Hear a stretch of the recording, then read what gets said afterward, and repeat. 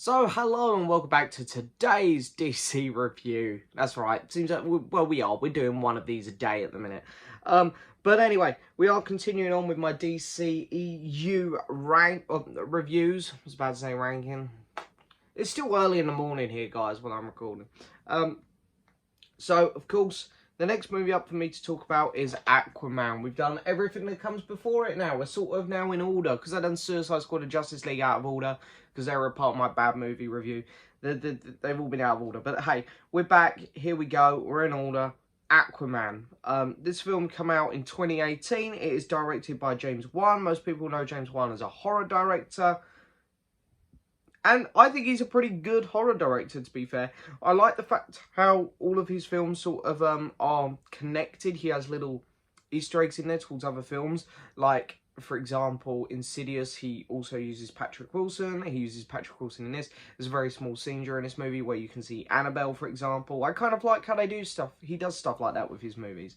But nevertheless, he is a horror director at heart, which is why this movie isn't very good, I don't think. This is not his style of movie.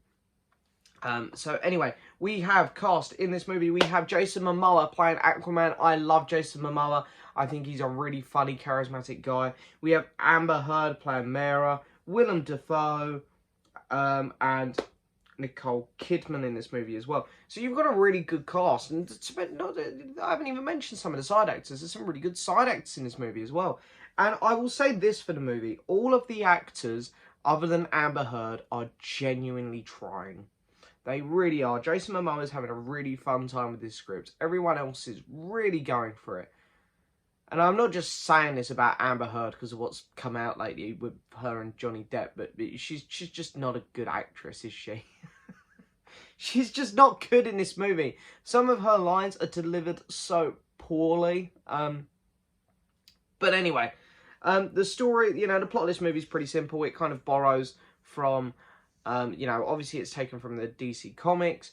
And also it kind of seems like we've seen this before with, you've got the brotherly rivalry like you have in Thor with Loki. And then you've got someone returns from somewhere to claim the throne, which reminds me just of Black Panther. Just they've done a flip. It was the villain that come back in Black Panther, whereas here it's the hero. And again, just not done as well as Black Panther. Now, my main issues with this movie rely purely on script, and I don't know how to describe this really. Maybe it's just there are so many bloody coincidences in this movie. Like, oh, Jason Momoa and Mera, Amber Heard, whatever, they're walking around the desert, and they're like, oh no, where do we go now? Where do we go? Oh, we're in the middle of nowhere. Boom, they just fall through a sinkhole. Oh, there's the thing we need. Stuff like that tends to happen a lot. This movie doesn't really have much of a pacing. I remember when I sat down in the cinema to watch this, what's his name?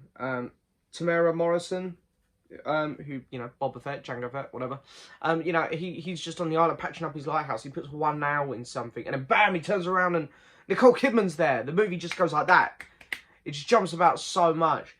We have another villain in here, Black Manta, I think his name is, who they've set up to be the villain in the next one, even though I don't know if anyone's going to care. Yeah, I really hated his introduction. I don't know why they don't really explain very well why they were on that submarine, and his dad's death is so stupid. They make it so dramatic, like we're meant to care. It's like we just got introduced to these characters, and they're meant to be villains. We don't care that one of them's gonna die. And then it's so dramatic. He's about to drown. He holds up a bomb, and it's like, oh. And then the son only just gets out in time, and it's like, the dad just nearly killed his son as well. No one's acknowledging this. And it's like, right before he dies, he gives his son this blade, and it's like, and this was run for our family, blah blah blah. Now it's yours. It's like, oh well, he's dead. It's just. This is just some of the most generic writing I think I've ever seen. And as I say, on top of that, the script for this movie, I think, is damn near diabolical. And some of the kid actors who play Jason Momoa as well, I just want to point this out, are atrocious. Atrocious. The final fight scene is really, really fun. I can say that. The DC tends to go really overboard in their final fight scenes, and they go overboard here. There's like many fish armies and a giant fish monster, and Jason Momoa's riding it. And he's got his giant fork, and he's in the original Aquaman outfit, and he looks badass as hell. And you know, it's really, really dumb, but I really enjoyed that. I thought it was really fun. It was like sci-fi underwater, which is more or less what it was. But yeah, other than that, I mean, I guess I'll touch on CGI as well, because that's obviously a huge, huge part of this movie. I think this film's really ambitious like that. I give it a lot of credit. I think this film was just too early, because there are some shots which look fantastic, and then there are some shots which just don't. The CGI is so 50-50. Sometimes it looks great, sometimes it don't. So, yeah, it's all really... Yeah. But as I say, I have huge issues with this film purely because the coincidences, the plot, it's like characters don't really feel like they go from one place to the other properly. They just sort of teleport there, and then all of a sudden it's like, oh, look, coincidentally, here's the thing we need. Oh, this villain's just shown up at the exact right time. Oh, of course, here's the mum. Here's this, here's that. One scene which I do want to say I love the trench scene. Okay? I loved that scene. I thought that was fantastic. So well shot. The lighting was incredible. And also I want to talk about the music as well. There were some really, really weird music choices in this. Like, they had a cover of Toto's Africa at one point when they're flying in a plane, and I was like, what the hell is this? Why is this playing? It's so random.